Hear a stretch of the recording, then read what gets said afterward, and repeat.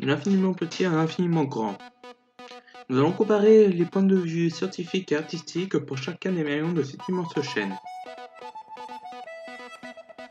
Le premier maillon que je vous ai choisi est l'atome. Dans le cas présent et du point de vue scientifique, il s'agit d'un atome d'uranium. Du point de vue artistique, j'ai choisi l'atonium localisé à Bruxelles. Je vous laisse apprécier la différence.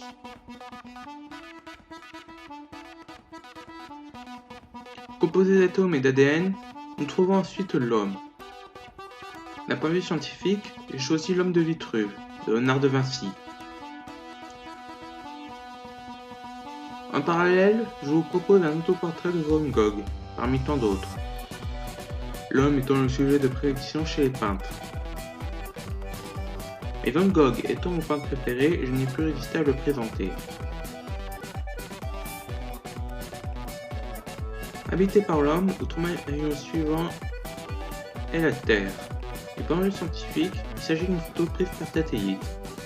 Et du point de vue artistique, mon choix s'est porté sur l'Unisphère, situé à New York.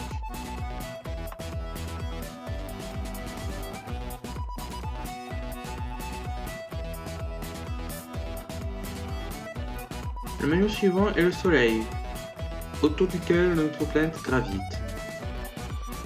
Voici une photo prise par lunettes astronomiques de notre étoile. En comparaison, je vous soumets le char solaire d'Apollon, allégorie mythique du Soleil.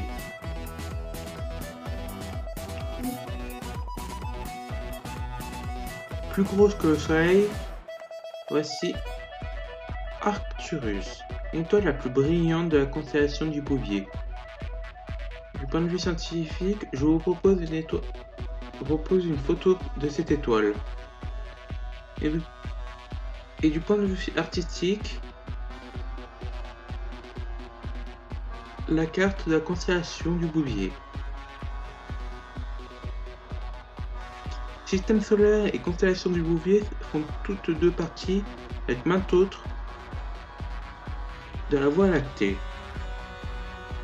Aucun satellite n'ayant pu encore prendre de photos de ces dernières, la première illustration est basée sur des données scientifiques qui reconstituent une image.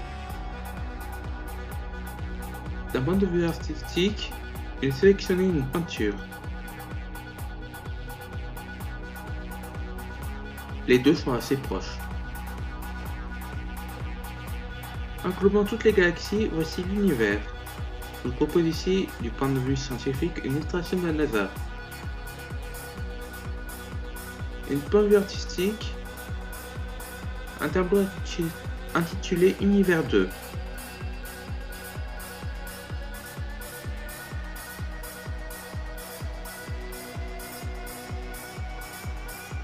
Pour terminer, je vous présente une théorie de la plus grande entité existante,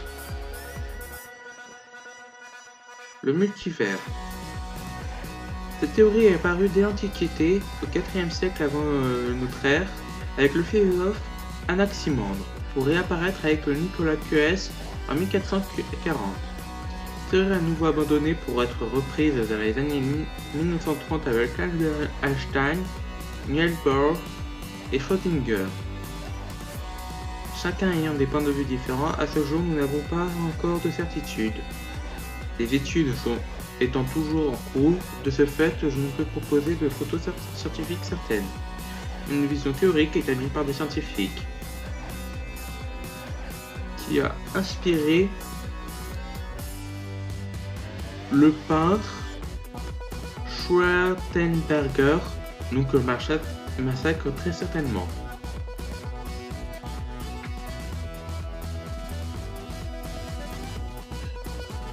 Pour conclure, je vous présente une installation artistique au quartier des spectacles de Montréal qui reprend de façon synthétique cette merveilleuse et incroyable chaîne de l'infiniment petit à l'infiniment grand.